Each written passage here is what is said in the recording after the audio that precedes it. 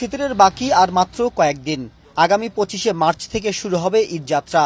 নগরবাসী স্বাচ্ছন্দ্যে ঘরে ফেরার ভোগান্তি এড়াতে পরিবহন শ্রমিকদের সঙ্গে বৈঠক করেছে বাস মালিক ও ট্রাফিক বিভাগের সংশ্লিষ্টরা। যাত্রা নির্বিঘ্ন করতে টার্মিনাল এলাকায় জট, অগ্রিম টিকিটের কালোবাজারি, অতিরিক্ত ভাড়া নেয়া, লাইসেন্সবিহীন চালক, আনফিট গাড়িসহ নানান বিষয় নিয়ে আলোচনা হয়। পরিবহন মালিক সমিতির নেতারা জানান, অতিরিক্ত ভাড়া নেওয়া যাবে না। এজন্য প্রতিটি কাউন্টারে থাকতে হবে ভাড়ার তালিকা, আর লাইসেন্সবিহীন চালকের হাতে চাবি তুলে দিলে ব্যবস্থা নেওয়া হবে সেই পরিবহনের বিরুদ্ধে। ভাড়া বেশি নিয়েছে এমন কোনো অভিযোগ আমরা না শুনি। শুনতে পেলে সেই কোম্পানি শাস্তির আওতায় আসবেন, সেই শ্রমিক শাস্তির আওতায় আসবেন, সেই গাড়ি সিরিয়ালে উঠাবে।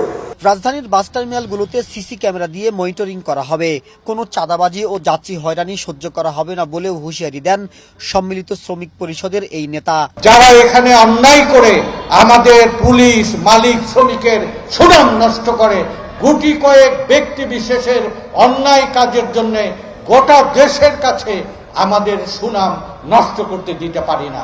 এ সময় আইন শৃঙ্খলা রক্ষাকারী বাহিনীর পক্ষ থেকে জানানো হয়, ঈদযাত্রা স্বাভাবিক রাখতে টার্মিনাল এলাকায় যাতে যানজটের সৃষ্টি না হয় সেজন্য লেন বাড়ানো হয়েছে।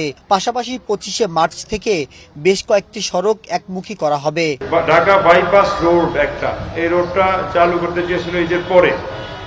আমরা প্রস্তাব দিয়ে এই বাইপাস রোডটাকে আমরা ঈদের আগেই চালু করে দিব, যাতে ঢাকার ভিতরে প্রবেশ না করলে ঢাকা থেকে যেসব গাড়ি বের হবে সেগুলো সহজেই বেরোতে পারবে।